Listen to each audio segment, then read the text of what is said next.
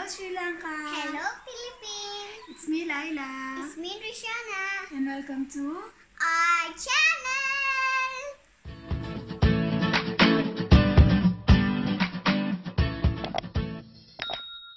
Hello guys! Hello guys! So today we will make Leche Plan.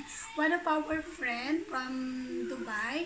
Hi to si Saduni. Hi! So, Hi Saduni! Yeah, so one of our friend from Dubai, she requests from us to make Leche Plan, guys. Leche Plan is made up of eggs, milk, and soft caramel on the top. It's similar, guys, to cream caramel and caramel pudding. So every occasion in the Philippines, like birthdays, New Year, Christmas, is not complete without the Leche Plan. Okay guys, let's start. Let's just make caramelized sugar first. So I have my baking pan here. Usually we are using lanera or the oval shape one. But if you don't have, it's fine. So I will use this, guys. And add 4 tablespoons of sugar.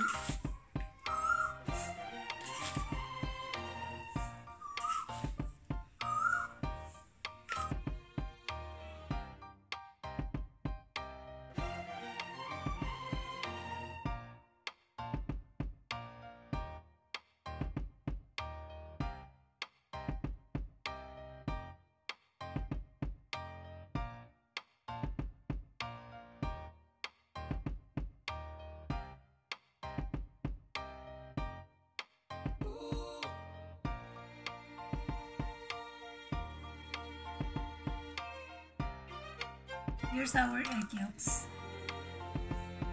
Add the condensed milk. 1 can of condensed milk.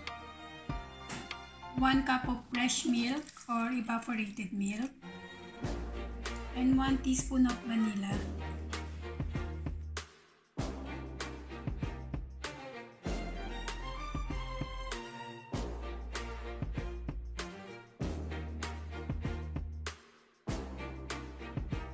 So here's our caramelized sugar, guys. It's already hardened.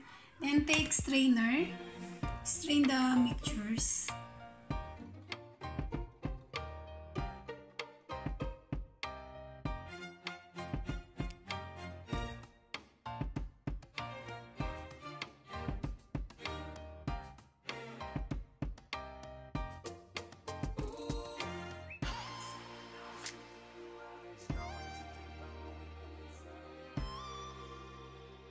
So let's steam bath now, guys. So just put 1 quart of water into the pot.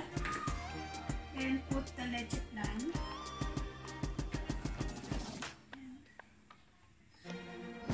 Then cover it to protect the Leche Plan.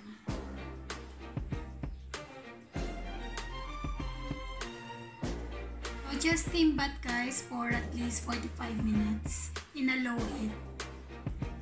Okay guys, let's check.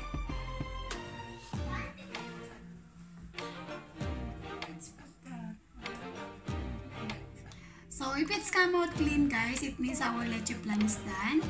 And let's just cool it down and let's put in the fridge and let's serve chilled.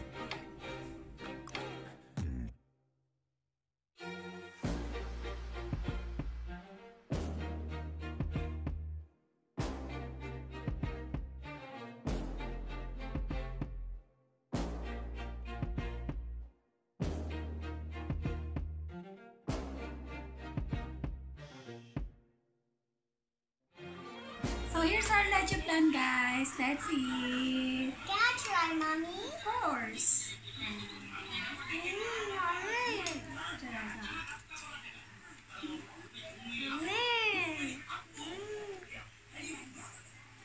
Thank you for always watching. Thank you always watching. Like and subscribe.